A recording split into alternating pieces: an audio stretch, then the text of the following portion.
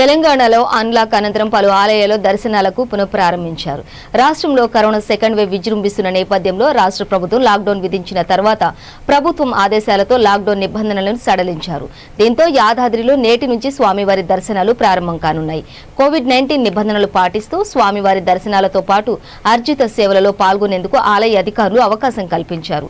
అభిషేకాల అనంతరం ఉదయం 9 గంటల నుంచి భక్తులు దర్శనాలు చేసుకోవచ్చని ఆలయ అధికారులు తెలిపారు.